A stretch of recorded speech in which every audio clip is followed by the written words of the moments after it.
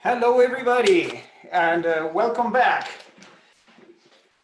I see I'm getting a hang of this, and I see now we have a few of us logged in. Uh, our class seems to be doing well, and yeah, we have our enrollment increased now. We used to be 19, now we're 23. And if anybody else that you know is interested in this class, they can join in. And because all the material is online and I have uploaded it, there is no loss. So the topic of today, let's start talking shop from early. This class is a class about welding engineering. Now, and that's what we'll be talking for all the classes except today. Welding engineering is one of the many ways of putting two things together. So before we get too excited about the subtle details of welding, I want to make sure we are aware that welding is not the only way of putting things together, but there are many others. And when we choose to use welding, we choose it for a reason, and we choose it with knowledge. And also, it will be,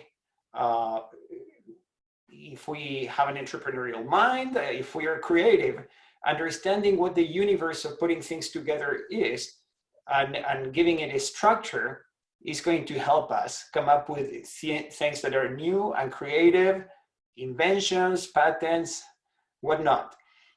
And so let's see about the concept of joining. Here. Concept of joining. So what is joining? The definition I like the most is the motto of the Welding Institute in Cambridge in the UK. And it says in Latin is eduobus unum. And because I'm Latin American, I'm supposed to understand Latin, I guess. And in this case, I do, because what it means is from two to make one. And this encapsulates what is important about joining. That is, two things that were independent and separate, once they are together, they should behave as if they have always been one, and not just two things put together. Now, that's the definition of the ideal joint, right? The ideal joint is the no joint, right? There are many types of joints. For example, here in my shoulder, I have a joint. All doctors would agree on that. But these joints that are articulated, right, like hinges in the door, those are outside what we call joining, right? Although they have two things together, what we talk about joining is two things together that behave as one. And this would affect only a small fraction of the part as we put them together. A joint has many properties, right? The obvious properties we'll be talking about are the mechanical properties: strength, toughness, hardness. In the case of the ability to be separated and put back together again, right? So mechanical properties is what we talk about most of the time in welding. However, there are many others. For example, electrical properties. If we are welding a bus for carrying high current, when we weld that, the electrical properties matter very much. Otherwise, we would have localized heating at the joint. Magnetic properties, they matter a lot in this province when you do SAG-D, in which we have horizontal drilling and kilometers away from the well, we have two pipes that are supposed to be next to each other within a few meters, no more and no less. And the way we can accomplish that is using something that is some sort of a underground GPS that is based on magnetic fields. Now, doing that is possible. The problem is that these tools that they do this directional drilling, they wear out. And if we repair them using welding, when we repair them, all of a sudden they become magnetic. And this magnetic, this magnetism that is in the repaired part distracts and confuses this underground GPS. So when you do today in this province, in this city in Edmonton, we have one of the few places in the world that can make repairs to this directional drilling equipment using welding techniques, using lasers, and without magnetizing it, right? So who knew magnetic properties matter more? If you remember when I showed on Tuesday a photo of the welding of a cast sculpture. That cast sculpture was cast in bronze. And when you weld it, you're supposed to never see that it was welded. But if the weld alters the chemical properties of the material, then it would have a different color, right? So many properties. So just as I was saying, I want to put welding within the largest context of joining. Let's keep in mind that although we're going to be talking so much about the mechanical properties of welding, those are one of many, many properties that, that a joint has. So here I have these brackets doing a classification of welding processes. There is much value in having a classification because this would allow us to realize possibilities that we wouldn't think intuitively. There are many ways of doing the classification, and I read many books about this and papers. This one follows more or less some books, some other things are of my own. I'll show you two classifications today. One is this classification based on how we get the two things to be together. But when we talk about welding in particular, very often it's classified by the type of energy input that it has. We're going to see that later today. These brackets that we have here, these brackets right this second don't mean much to you. And if you look at all these acronyms sounds like nothing to you right now. In a matter of a few weeks, and by few meaning 3 or 4, all these things will make a whole lot of sense to you. And you'll know exactly what it means. So right now, I'm not going to go into the details of these brackets, but I will get into why this classification came to be, and then we can revisit this system of classification. So let's start with discontinuous joints. So let's go back here. A joint can be continuous or discontinuous, depending on whether there is an atomic bonding or not, right? And so let's look at this. If it is discontinuous, there is no atomic bonding. For example, a nut and bolt, they are not joined at the atomic level, right? They can be put apart easily. So the functioning principle when we have these discontinuous joints is mechanical interlocking. In this case, a nonlinearity is essential. For example, friction, like dry friction. For example, plastic deformation, like bending. For example, second order deformation, which is not clear what it says in words, but I'll show you an example and it will be clear to you. The other is contact. These discontinuous joints might or might not involve a supplemental part. For example, the case of bolts, nails, and staples. Let's go and see concrete cases for each of these. Let's talk about friction first. So in a discontinuous joint, for example, we would have two pieces of wood. Here we have one, here we have another piece of wood. We put the nail, right? In this case, there is a supplemental part, which is the nail. Same, if we have these two pieces, now they don't need to be wood, they can be metal, although this is a wood screw. And we have this additional part, which is a screw. And what holds the screw in place is friction. And friction is so incredibly important. Earlier this year, in March, we hosted a seminar by a very famous speaker who came from the US to teach this seminar for us and for industry. And he devoted the whole day to bolted joints and how important the friction was, and how if you were to lubricate the bolts, you could create like big problems in your bolted joint. So what keeps the nut and bolt together in place is friction. There is another type of mechanical discontinuous joint that is plastic deformation. For example, a beer can, the body of the can and the lid of the can, those are two different parts. And actually are two different aluminum alloys. And the way they are put together is by this folding that we see here, right? But there are other ways too. For example, rivets, and that's what we use to make planes most of the time today. That's the way we used to make ships in the far past. If you go through the high-level bridge, you're gonna see it's riveted because it's very old. Staples, right? If we grab, where is, do I have one?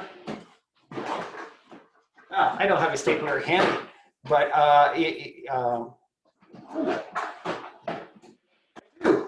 here, let me show you in action. Stapler, and now the pieces of paper are together. And it's all because of the plastic deformation of the staple. So second order deformation, that sounds like a mouthful and complex, but what it means is that when you deform something, the way it deforms in a way is very different than the way it would deform in the other way. And this is quite ubiquitous. For example, electronics of about 20 years ago used to have this type of snap mechanisms in which you assemble it and snaps in place, and it's not meant to be disassembled. Some of those are irreversible, like those of the electronic I mentioned. Some are reversible, and you see the subtlety into this having some sort of a hook and this having some sort of a knob. Now modern electronics are like mostly glued, right? So grommet snaps, like some of you in your clothes right now, you might have some snaps to keep pockets in place or something like that. These grommets, that's second order deformation. And one more type of discontinuous joint is contact, right? And that's what makes most of carpentry. Even when you glue things in carpentry, much of the load is transmitted by the type of mechanical interlocking. For example, the dovetails, right? Dowels, right? These finger tenons, right? And this is like the source of a rich tradition, for example, in carpentry. And it dates back very, very long times. For example, in Japan, the Shinto temples are put together without glue, without nails, without screws, certainly without welding. They're all of wood, right? And what keeps them in place is just contact. Let me show you a cool photo here. This is the Isijingu Grand Shrine in Japan. And what is interesting about this shrine that you get to see here, it's a Shinto temple, is that every 20 years, it's taken apart, cleaned up, put together again. And they've been doing this since the year 700. So for the last 1300 years, they've been taking this temple apart and putting it back together. And it comes in without glues, without nails. Is the type of joining in this case is contact. Now, if anybody wants to send me a quick guess, here I have a joint. And it's a joint all of us are familiar with, right? I hope you can recognize this is a photo of the seam of a blue jean, of blue jeans. And what type of joint is this? Would be continuous or discontinuous? Does it have a supplemental element or doesn't? Does it have, is it held by plastic deformation, by friction, discontinuous? Oh yeah. I get to see that and I agree. How about supplemental components? Is there any supplemental component? Which one? Thread, absolutely. Absolutely, yeah. And what keeps the thread in place?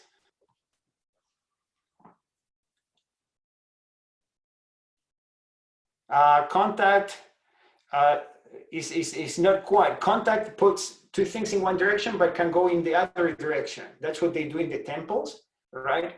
But it would be really risky for your jeans to be held in place just by contact. Friction, absolutely. Friction is what keeps the thread in place. Isn't this amazing, right? If the thread didn't have friction, it would get out of its knots, it would just flow through. So what I hope in doing this, our class, let's remember, it's on welding, it's not on textiles, it's not on fashion design, but joining at large is such an important thing, and welding is important within joining.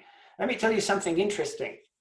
One of the key aspects in the development of humanity was joining. And the reason is that humans are not made for the ice age. Animals with their hairy furs, those are good for the ice age. Humans not. Humans could hunt and get the skins and get the furs.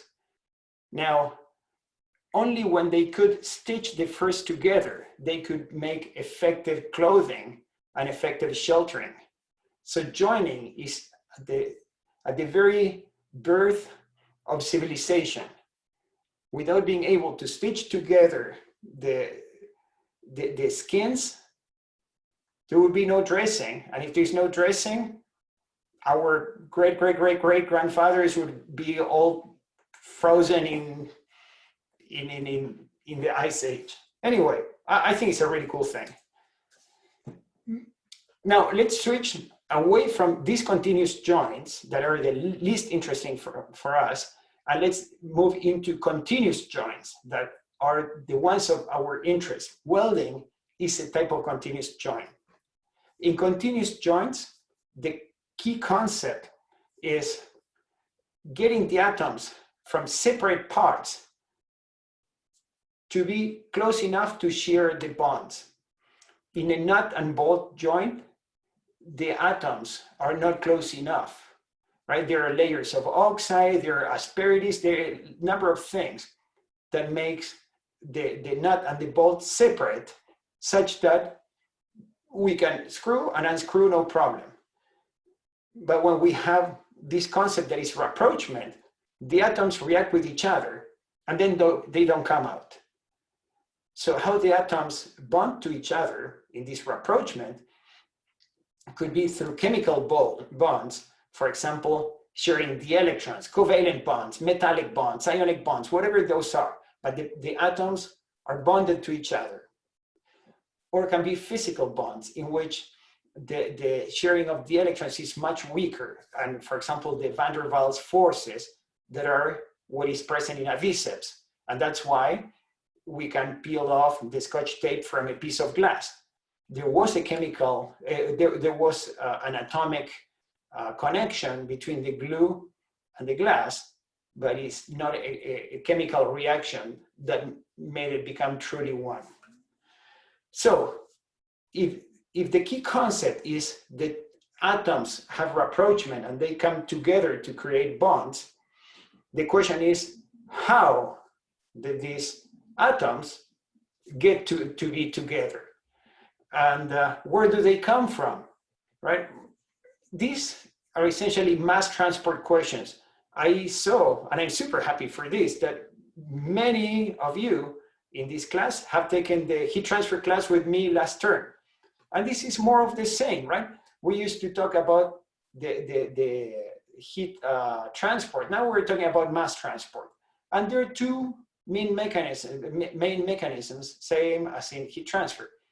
One is diffusion, in which the mass moves through the lattice. For example, some atoms move through the lattice to get to the interface, or it can be just advection, right? In which we force the whole lattice, we force the whole thing to be together.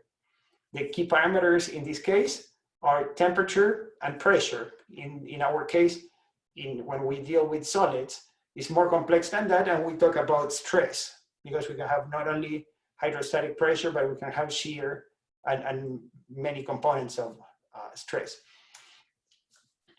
So let's start about the continuous joints. Let's talk about the first one, that is diffusion, right? No advection, the lattice is not really moving, but what is moving is some atoms within the lattice. They are transporting in a stationary framework. In diffusion, like here you get exposure to your first acronym, DFW, diffusion welding, right? You have no melting. Therefore, this is a relatively low temperature joining mechanism. And you have no macroscopic mechanical deformation. You put the things together, but you don't smash them together. Like for example, in forge welding, which we'll discuss later. This, you just put them together. You still have microscopic deformation that you get to see in this sequence here that I'm marking. First, you put the things together, and this network here indicates the grain structure of the top piece, the grain structure of the bottom piece, and these big kind of worms in the middle. These are voids, and the point of contact is through the asperities. And here, at the point of contact, there might be some microscopic plastic deformation, but overall, you would never see it with your eyes. You put it together, and you think it's just together. Now, through these interfaces, the atoms will move and come across, right? And in this case, as they move across, by effects of minimizing surface tension, they start to reduce the size of the voids. See, and in this case, what used to be together just here, now is together in a much larger place, and you have like a few remnants of the voids. At the first stage, a little bit of pressure is good to make sure that there is contact, right? So we put pressure, and of course we put temperature, because it's a thermally activated, diffusion is a thermally activated process. Higher temperatures give us higher rate of diffusion, which would mean faster bonding. So as the atoms move, eventually you have recrystallization, and the whole joint becomes one. Diffusion welding is as close to the ideal joint as we can possibly do. So for example, in this photo that I'm marking below the jet engine, we see two parts that are diffusion bonded. But if we didn't have these arrows marking it, we would never know there was a joint in there, right? It is this good. Typically you would know because you have these remaining porosities, or like if there was a surface contamination, like a little bit of an oxide, that doesn't go anywhere, and we would see a string of those. A better joint has few of those. A worse joint has more of those. Now, why did I put this jet engine here? Is because diffusion bonding is much used in aerospace engineering. For example, this is a Rolls-Royce engine, and I know the engineer who designed the manufacturing method for the front blades of Rolls-Royce engines. GE took the path of doing them out of carbon fiber. Right today, Rolls-Royce has an hybrid that is moving into carbon fiber, but up to now, and for decades, the fan blades of Rolls-Royce engines were made of titanium that was diffusion bonded. And what is the interesting thing? As you can imagine, in diffusion, you need to have the surfaces to be very clean, because if you have oxides, there will not be rapprochement of the atoms to have a metallic bond, because the oxide is in between. So surfaces have to be very clean, and very often this is done under like inert or vacuum atmospheres. Now, who's good for this? Titanium. Titanium loves to be in the vacuum. Titanium also has a property that is very practical. If titanium is in contact with the oxygen, oxygen goes into the titanium, not on the surface. What people say is that titanium dissolves its own oxides, absorbs its own oxides. This is in contrast with aluminum, in which the oxide is on the surface and makes a protective layer. This is in contrast with stainless steels that make a thin layer of oxide that becomes protected. In titanium, the oxide is not on the surface, the oxygen gets sucked in. What this means is easy, under the right circumstances, to have a clean titanium surface. And titanium has high strength, a high elastic modulus, and has about half the weight, the density of steel. So it's very used in aerospace. Let me show you something that they do with titanium. Oh, titanium has another property that has nothing to do with joining, but it's very convenient.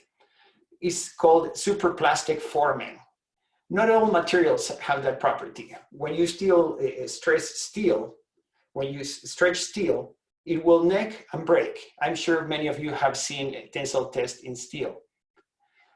But if you do it at relatively high temperatures and at relatively low strain rate, titanium will stretch like a pizza cheese, and stretches, and doesn't neck. That is called superplastic forming.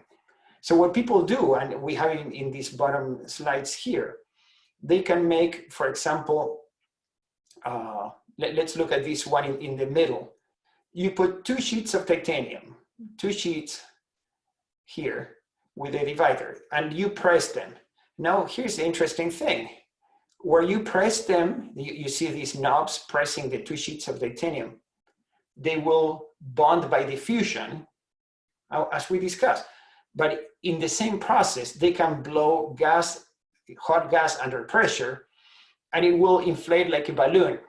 And because it's superplastic, it's not gonna pop like a bubble. It's just gonna keep expanding.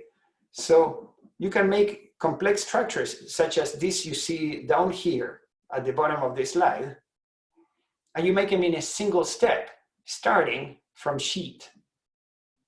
This property of being good for diffusion bonding and superplastic forming, together with being a very light material, makes titanium a material much used in the aerospace industry, and the diffusion bonding of titanium much common. So solid state processes. So in diffusion, just the atoms move through the crystalline lattice, but we see nothing else. We don't see a fluid flow. We don't see plastic deformation. In solid state processes, the story is very different. let's say the atoms don't move through the lattice. Let's say that diffusion is either not present or doesn't matter. How do we get rapprochement? We get rapprochement by beating the metals into submission and beating them so much until they become together. We put lots of pressure, right? It's enough pressure to cause plastic deformation and make the metal flow. This is the advection that we talked much in the heat transfer class. Make the metal flow until the atoms are so close together that stick with each other, right? This is the oldest metals joining process, right? Like before inventing welding, before inventing brazing, people were joining, and thousands of years ago were joining metals by doing what is called forge welding, right? Forge welding, and this is the acronym, FOW, by beating them with a hammer until they became one. And there are many ways. We're going to have a large part of a lecture on these solid state processes. But what can make the metal flow? For example, friction that generates heat, and the heat under pressure makes the material flow. So here you have two dissimilar metals that were joined by friction. On Tuesday, I mentioned this is the case of the shaft of a jet engine, in which one material is good for the hot stage, another material is good for the cold stage. All right. I have a question, and thank you for asking questions. This helps me too. I have a question that says, can deformation occur without external heat? And the answer is absolutely yes. In the case of friction welding, you put no external heat, but the heat from friction softens the material locally. There is another process. You see this beautiful microstructure here. This is from a process called friction stir welding, of which we'll discuss in detail too. But in this process, we put no external heat, and there is a tool that rotates and generates energy, heat by friction. And also, even if we put no heat at all, we get deformation. You see these things that look like waves? And this microstructure here, this is the product of explosive welding. And actually, I believe we have some chemists here in this class. You care about this, because when you have products that are very corrosive and only titanium can be in contact with them, because steel of any type would corrode, you still cannot make a whole pressure vessel out of titanium, mostly because of cost. So what people do is make the pressure vessel out of steel, but they have a veneer, what is called a clad of titanium. And the way they do it is, and we're gonna see a video on this, you put the layer of titanium on top of the steel, and then you detonate an explosive charge. And this explosive charge like bangs the metal at speeds faster than the speed of sound, well, of the order of the speed of sound, and creates this wavy interface. The important aspect of this wavy interface, there is rapprochement. And when the materials are dissimilar, there is rapprochement, but you don't want a chemical reaction that might create intermetallics that tend to be brittle and cause very poor bonding. In this case, what we have is a little bit of rapprochement and a significant amount of mechanical interlocking. Isn't this interesting, right? And people can have a whole career on this. Okay, let's talk about processes based on liquid. So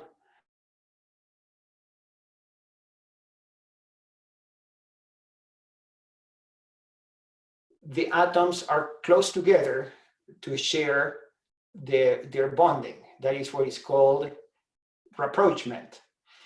And we discuss how in discontinuous joints, we don't have rapprochement. In continuous joints, we can get rapprochement by forcing the material in solid state, by beating it up with pressure and stress, and a little bit of temperature. Now, if I can make my metals liquid at the interface, now I don't need pressure because liquid flows, right? And there are two ways of getting the liquid. We can have the liquid bring up externally, or it can come from melting the substrate. Let's talk first about bringing the liquid from outside. And what is that? It's the case of glues.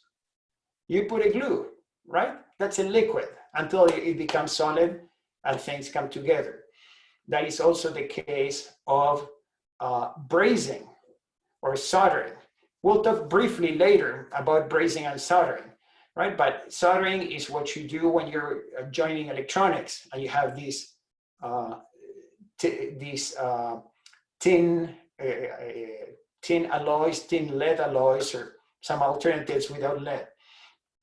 And they melt at low temperature. When the melting temperature is higher, then it's exactly the same story, but we call it brazing. And in the end, the processes look quite different because the applications are different, but the concept is the same. You have two surfaces, one on the top, one on the bottom. You want them together, and you put this liquid, right? The liquid, in the case of brazing and soldering, is driven in. You might think it's difficult to push the liquid through a thin interface, because when you put them together, you essentially see them touching and you wonder, how can the liquid get in? But if you do it right, we'll discuss this briefly a few weeks from now, but the surface tension is going to suck the liquid in. And the reason we have fluxes when we do brazing or soldering is to clean up the oxides that make the surface tension non-wetting and create a wetting condition that sucks in the material, right? Now, in this case, the original interfaces remain. And I put this here in quotation marks, because at the very microscopic level, there is still some amount of reaction between the braze or the solder and the base material, but not very much. So let's say that the original interfaces remain. If you ever saw a plumber working with copper piping, you see how they put it together and how when they heat it up, they can take it apart again, right? Now, this example of the plumber is a good one, because when you do soldering or brazing, the joint you made is limited in temperature of operation to the temperature of the braze. So although copper has a very high melting point, and in theory, you could have very hot fluids going through your copper pipe, right? You have water, so you don't need to worry. But if you wanted to carry molten salt or something that is really hot, it cannot be hotter than the solder, right? So now this process of soldering limits the temperature of operation. For example, in the book you are going to buy, it says that when you have a TIG torch, you shouldn't overheat it, because often the TIG torches are water cooled.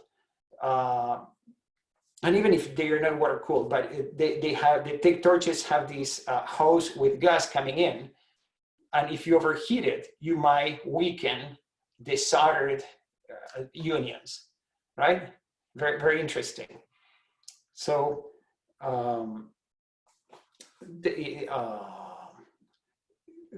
one more interesting thing is in brazing and soldering, we have a little layer of chemical reaction at the interface. And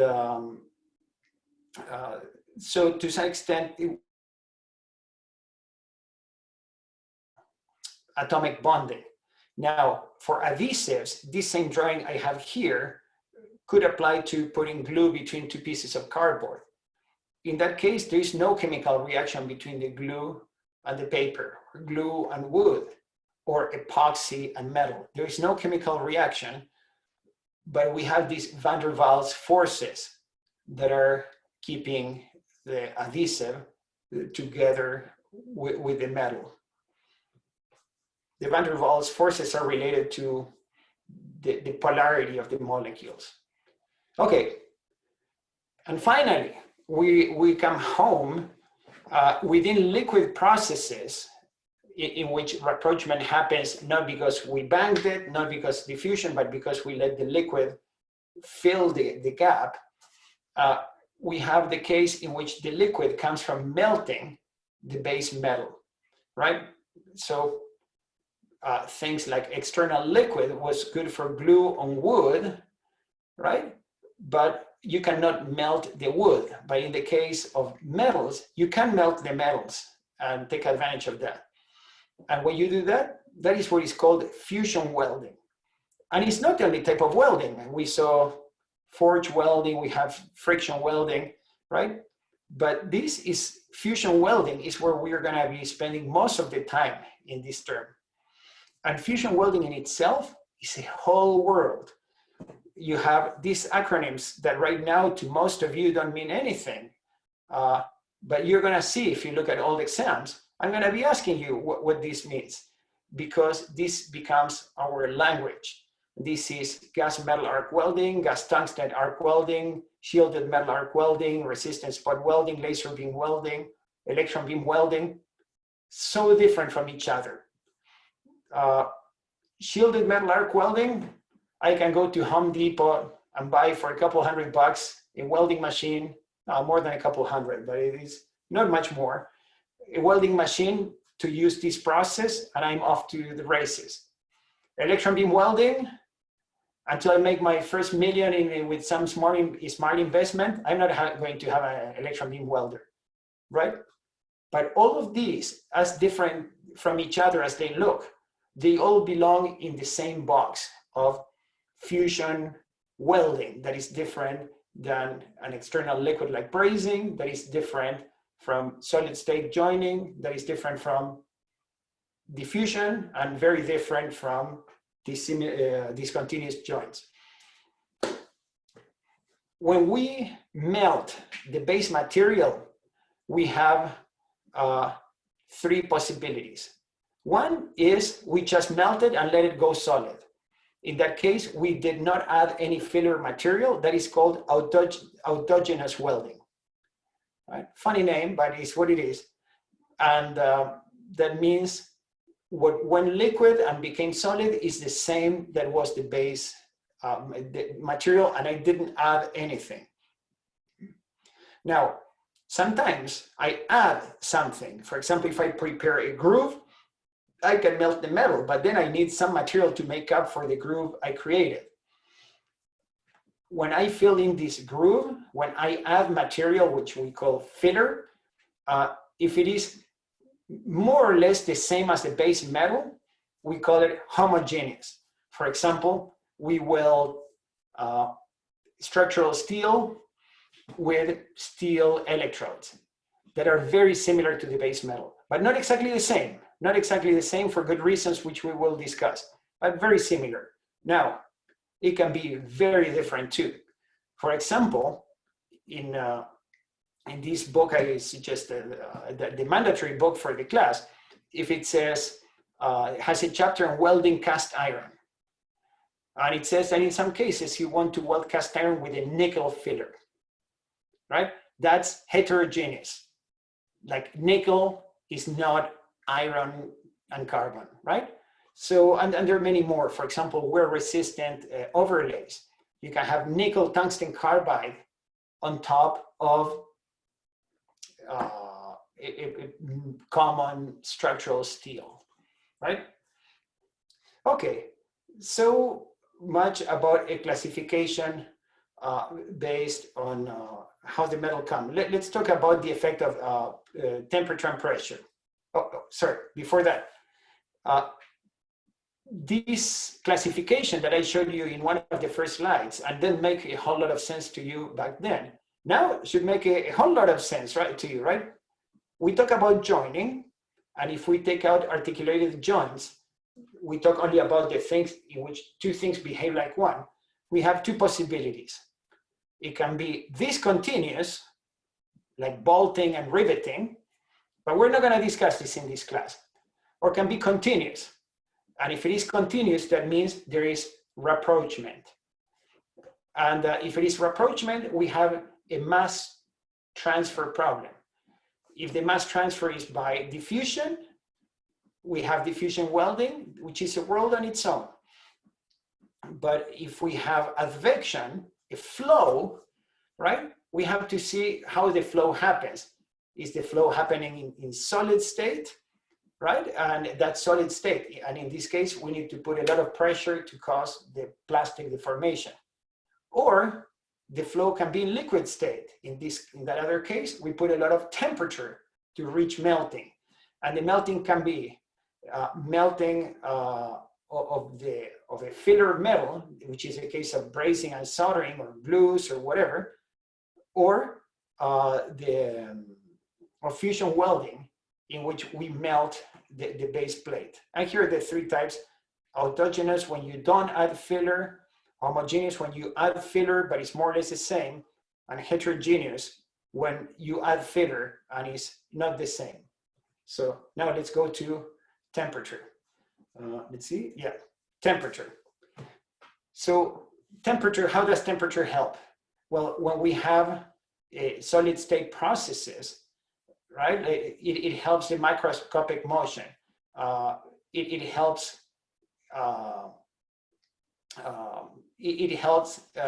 drive off the moisture you might have, organic contaminants. For example, very often in normal welding, you want to preheat just to make sure that whatever moisture was there goes away.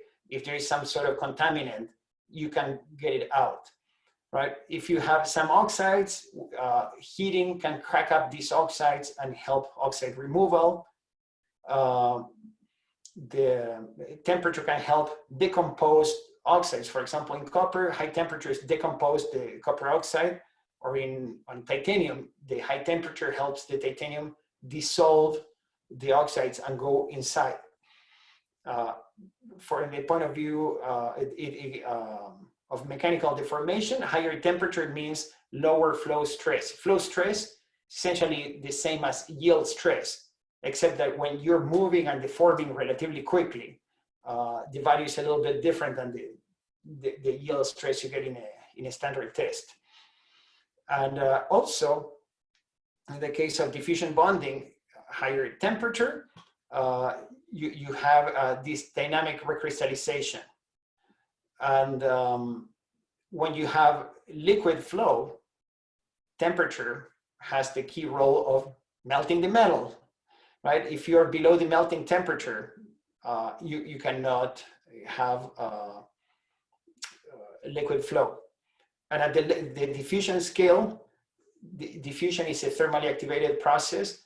Higher temperature means you're going to increase the rate of diffusion according to an Arrhenius expression. Pressure, right? Stress. For macroscopic deformation, we have the motion, the pressure, again, helps clean up the surface. For example, in the case of friction welding, you don't care if the surface is too clean, because you put so much pressure and so much friction that whatever contaminants you had, they went away. Now, in the case of diffusion welding, in which pressure plays no role, cleanliness is very important. So when you have liquid, right, when you melt, pressure is typically a bad idea, right? Because you don't want to put pressure into the liquid because you squirt the liquid. This is true almost always, but sometimes you do want to squirt the liquid. You know when? When you do resistance spot welding, that's the way you weld car sheet. And if you ever saw a video, which we will see later on when we talk on the topic, when you're welding car sheet, you see sparks flying. And those sparks flying are the consequence of during welding, you locally melt the metal. And when you put the pressure, you squirt out molten metal. Those sparks are actually droplets of molten steel. When I mentioned on Tuesday that when Tesla had trouble and delays, trouble welding the Model 3, and for that reason was delayed to the market, the experts, if you would go to blogs or to news on the web, Elon Musk was bragging about, hey, how good, we're welding our cars, and had videos, and the experts were saying, just based on the sparks we see flying there, your problem is pretty self-evident, right? Not to me, because to diagnose resistant spot welding from the sparks, you need to have had lots of hands-on experience on that. But there you go. That's the presence, the effect of pressure when you have a liquid. You can use pressure to help prevent distortion, but in this case, you don't put the pressure on the joint. You just put pressure to keep the parts from deforming. In the case of brazing or soldering, you want to put pressure, and the reason is, how paradoxical, right? The metal will flow better when we put the plates with significant amount of pressure. If the plates are not under pressure and there are kind of significant gaps, the metal stops flowing there. Most of us would imagine that you want a gap so the braze flows easily, but in reality, it's not like that. If there is too big of a gap, it will not flow. I have a question here, was the pressure too high or too low? Probably, Wes, you're referring to Tesla. And the answer is, I don't know if it was too high or too low. Not only the pressure matters to see the flight of sparks, but it's how long for how many cycles you're running the welder, right? So there's a factor of pressure, there's a factor of time, and a factor of current. I only know it was wrong and when I saw it. I saw lots of sparks, but I don't have the years of practice to say, oh, based on those sparks, exactly what was going on. So one less interesting thing about diffusion welding is that when you put pressure in diffusion welding to get it started, but once the asperities, they should be in touch. But once the asperities started to diffuse and to make the voids smaller, you can take all the pressure out, and these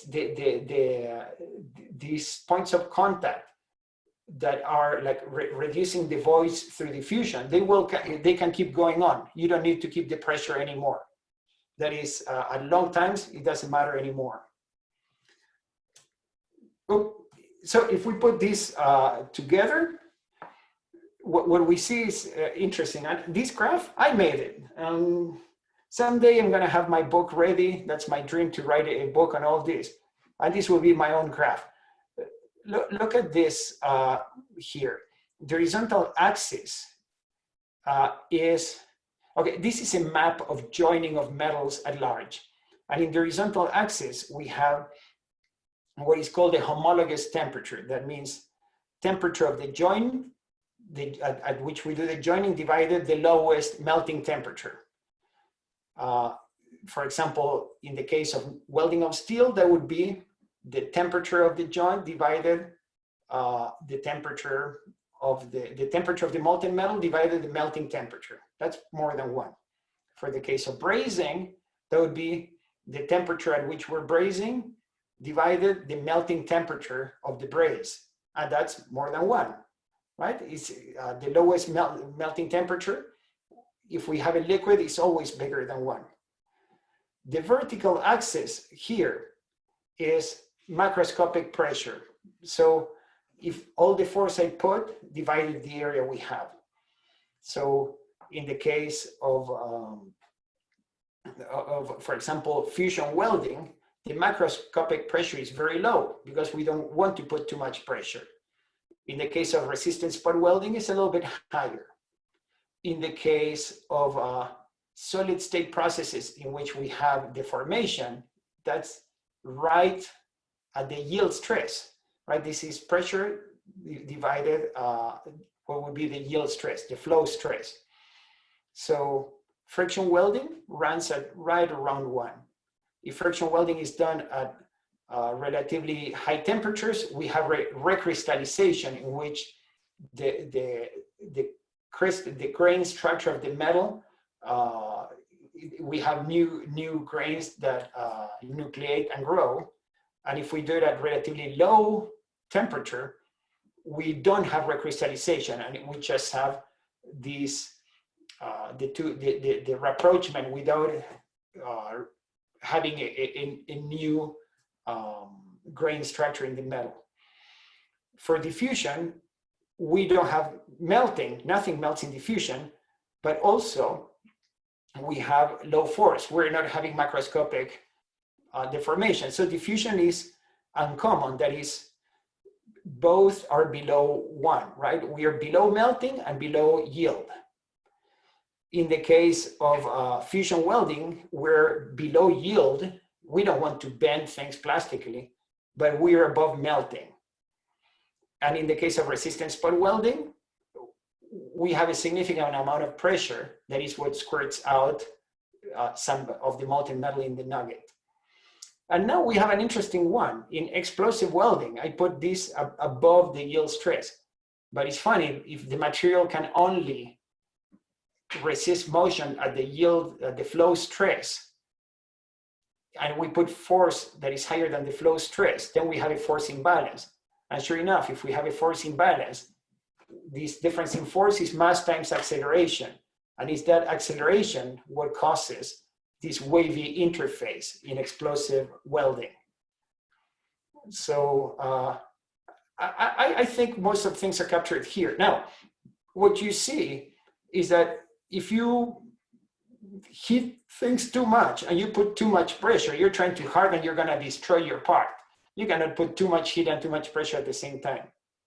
Simultaneously, if I don't put heat and I don't put pressure, nothing's gonna happen, right? So we are in this kind of range, the joining of metals at large. This whole world is in this range here. Most of our class will be on fusion welding right here, in which the molten metal gets heated quite a bit above the melting temperature, but we don't really need to worry about pressures. Okay. We're doing quite well with time. So I mentioned at the beginning that, that we were going to discuss a classification of joining processes, which we just did at large. And now I want to focus on fusion welding, and see how people, when you focus, you specialize on one area of all these many things. Let's take only fusion welding, which is this one here, and classify it according to the energy sources, right? For example, the AWS classification is based on this approach. So before I get into this classification, I want to bring up this, that is an interesting thing. The term non-equilibrium sounds fancy and sophisticated, right? On the other hand, we see people doing welding and we think, hey, as long as you can hold the torch and you have a good hand and a good ear, you're good. And both are true. But welding only works because of this incredible miracle that for the case of steel, whatever we first tried, it worked. But welding is very, very complex. Think of this. And this is where the non-equilibrium comes to play. Equilibrium means everything is where it should be. So for example, if we're gonna talk about molten metal, equilibrium means I melted everything. That's casting. If I'm going to be welding a car, I don't want to melt the car. If I'm welding a ship, I don't want to melt the ship. I just only want to melt the part I'm welding.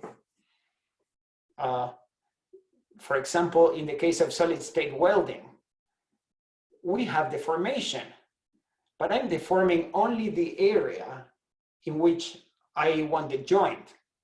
If I were to deform everything, that would be forging. right? In forging, you bang everything, and you hit everything, and you deform everything. But in welding, no, you just deform it near the joint, right? So if I don't, and on the other hand, if I do nothing, right, I don't melt or I don't deform, then I don't have rapprochement.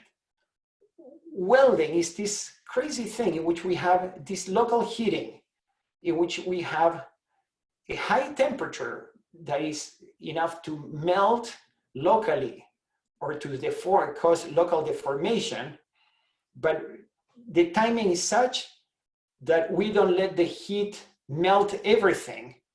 We have enough heat that can melt locally, but will not propagate.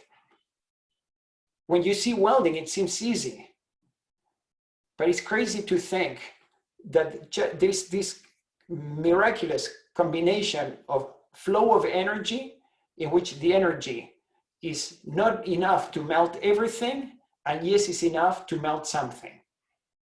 To give you an idea, people could melt something for many thousands of years. That's casting. But people could not do fusion welding until about 100 years ago, because there was no way of putting enough heat that was localized, right? Putting something in the furnace and melting it, people could, but people couldn't put that amount of heat that could cause melting locally, right?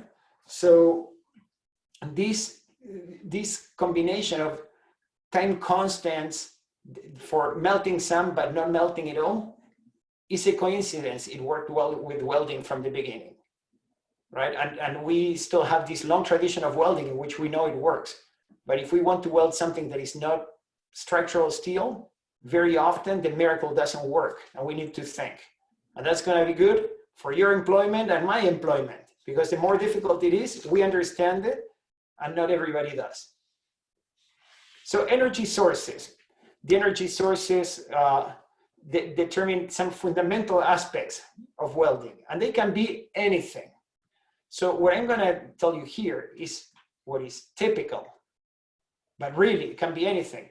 And if you go to the class material I uploaded, you're going to see 2 papers in which people are welding using the energy of the sun, which, by the way, I don't recommend it. I don't think there's much future in that. But they did it in the Patton Welding Institute decades ago. And then without knowing that, some people did exactly the same in Spain a few years ago, right? So what is common from the point of view of solid state? Mechanically, you have plastic deformation. The source of energy comes from the plastic deformation. For example, in friction stir welding, when you have a paper clip and you bend it many times and you touch the bend of the paper clip, that hot part of the paper clip, that is hot because of the plastic deformation. And that's how friction stir welding works. Now, in the case of friction welding, you have 2 shafts rotating against each other, and just the friction of the rotation causes the energy. Chemical is another source of energy. That can be a combustion. For example, oxy-fuel. You're burning something, right? Or could be some chemical reaction that is not a combustion, but is an oxidation reduction reaction. That's the case of thermite, in which you reduce iron oxide to create aluminum oxide, and that generates a whole lot of heat. We're gonna go over that later on. So mechanical is one way of generating energy. Chemical is another way of generating energy. Electrical is another way of generating energy. And this, again, one of many, and this is where we're gonna be living. Electric welding, right? You can have an arc, which is a plasma.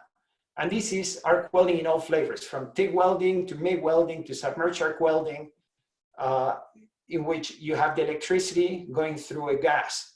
And that's very hot. This is, if you remember Tuesday, 3 times the temperature of the sun.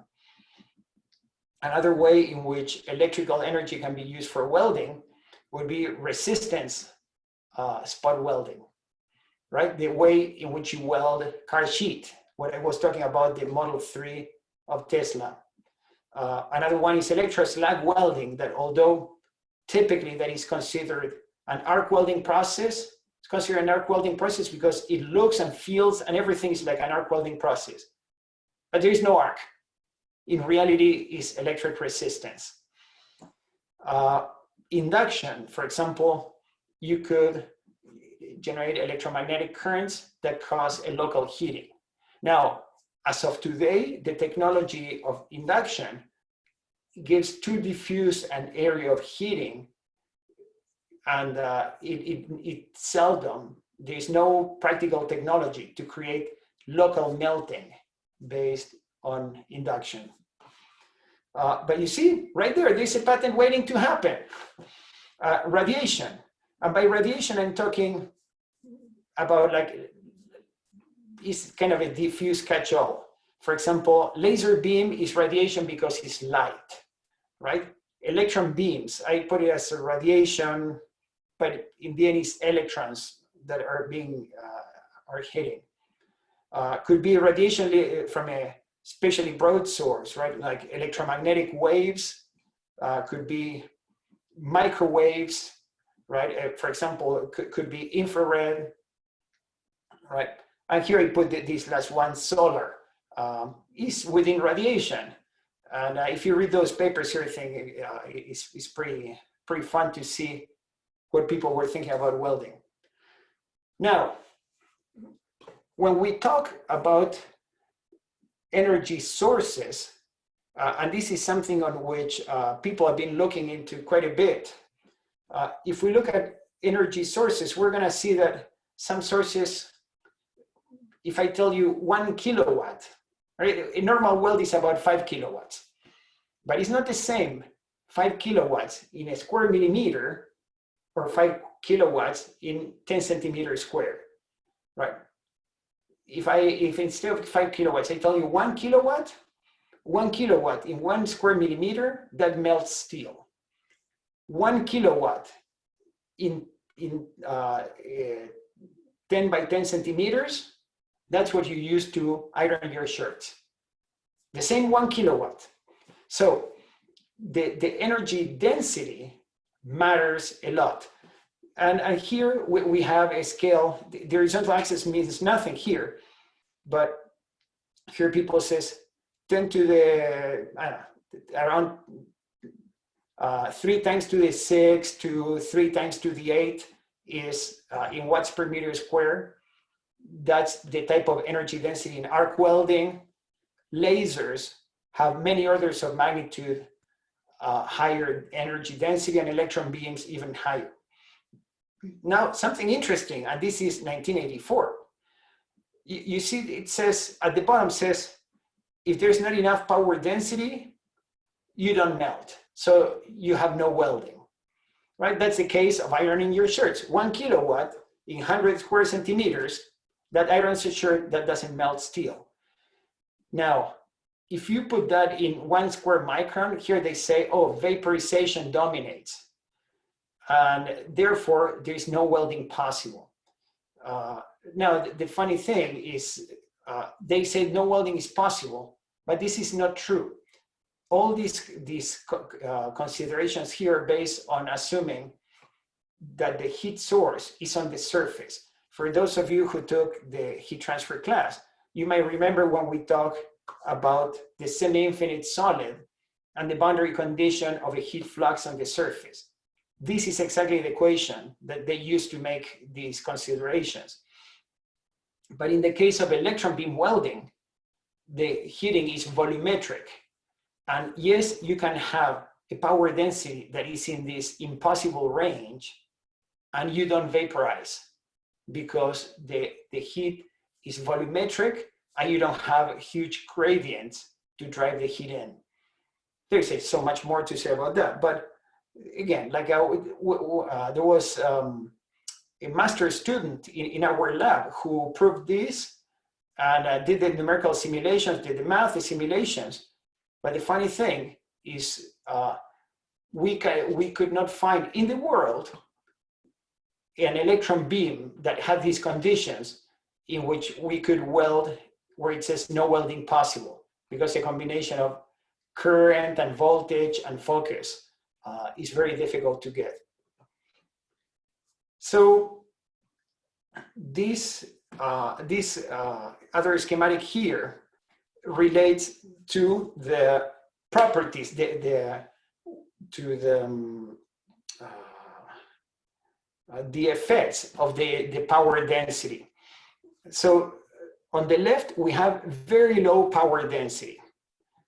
On the right, we have a very high power density, right? And to give an idea, 1 kilowatt per square meter, right? And this is in square centimeters.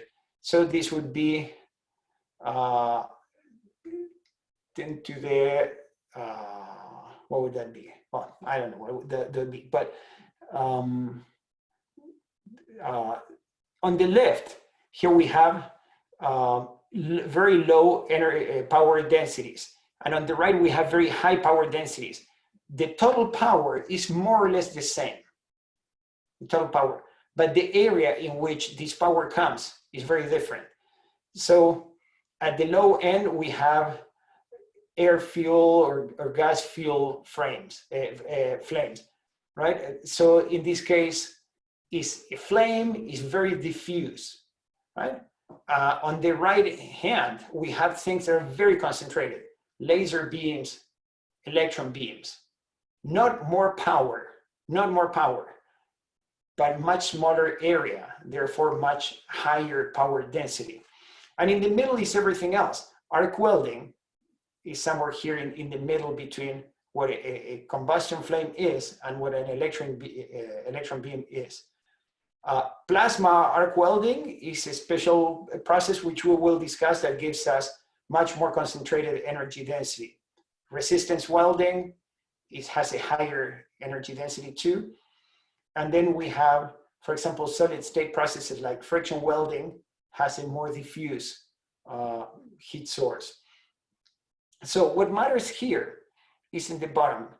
dW is depth to width ratio of the weld. So when d over W is 0.2, that means that the weld is 5 times wider than deeper, right? The depth is 0.2 of the width. That means it's a very wide weld and very shallow.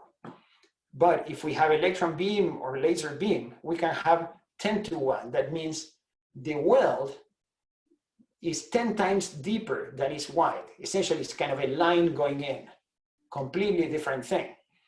The melt efficiency, when you have something that is so diffuse and you move so slowly, is about 1% of the heat goes into the part, is used to melt, and 99% of the heat diffuses through the part, causing distortion and coarsening and all kind of problems. But when you have laser beams or electron beams, almost all the energy is used for melting. HAZ, this is heat affected zone, right? And the size of the heat affected zone, right, that which we'll discuss in detail, is a part that is not so good in the base microstructure of your plate. And here is when you have these very diffuse sources, can be 1 to 10 centimeters. In some cases, it's enormous. But in the case of electron beam or laser beam, can be 1 millimeter, right? Or 1/10 of a millimeter. Interaction time. Interaction time means how long, as we are welding, how long we're dwelling on a particular place. So if I have a very big heat source and I'm moving slowly, the interaction time is very large, because as I'm moving, each point in the substrate is seeing my heat source for long. On the other hand, in electron beam or laser beam, if we have this very focused heat source, they stay very short time in each point because it's so intense that it melts, right? And here we have that we have 10 to 100 seconds if we are using some sort of a flame process, and milliseconds for the case of electron beams or laser beams. What the maximum speed is, if we have a very diffuse heat source, we cannot move fast because we need to give it time to absorb the heat. So we move very slowly, say 0.1 centimeters per second. But if we have things that are very concentrated, like the electron beam or the laser beam, they're so concentrated that I better move very fast, otherwise I would be drilling instead of welding. And also the cost. The more diffuse the heat source, the cheaper it is. Flames are cheap. You want something more concentrated, you get an arc welding machine. You want more concentrated, you get a plasma machine. You want more concentrated, you get a laser and electron beam. But the cost goes up and up. Let me show you some of that.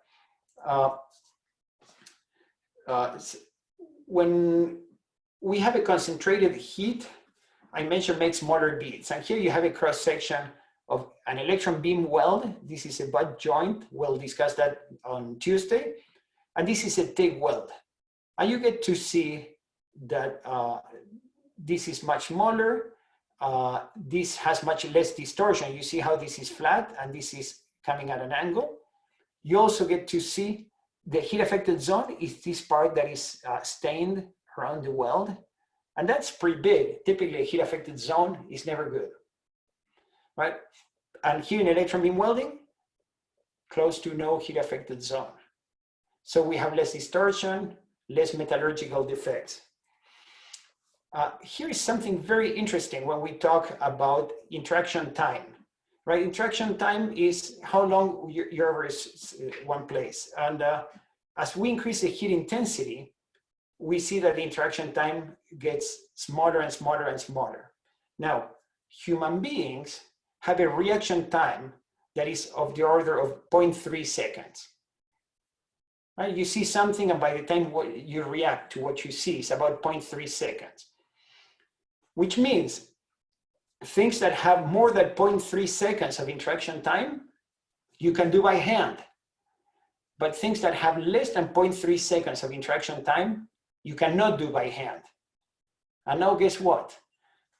Oxy-fuel has a very low interaction time, a very large interaction time, so we can do it by hand. Lasers and electron beams have milliseconds of interaction time. We cannot do those by hand, and we don't do those by hand. But arc welding is right at the edge. So we can do MIG and TIG by hand, but we don't do plasma arc welding by hand because plasma arc welding now has moved to too short of an interaction time. This is pretty amazing that right from this very broad concept, we can have a sense if something needs automation or can be done manually. And this from a very broad concept. Also, concentrated heat is more expensive. And I can buy, here it says 10 to the 3, but by now you can get, say $1,000, an oxy-fuel system with the cart and everything. But you want a laser and electron beam, $1 million. And you want an arc welding machine, $3,000 to $10,000. This is an old graph, but the values are still pretty much true. So as we need to make decisions, professional decisions, we start to see, do we need automation or we don't need automation? Can we afford it? Can we not afford it? Do we suffer much from a heat affected zone or not? Everything is weldable. The real deal is, do we want to pay for welding it? And often the answer is no. So when people say something is unweldable, not really true. What it means is non-economical to do it. So I will stop here, but I prepared this kind of case study for you just to check out and to think. So how do you weld in an airplane? How do you, well, not weld, joints in an airplane. How would you go about those, right?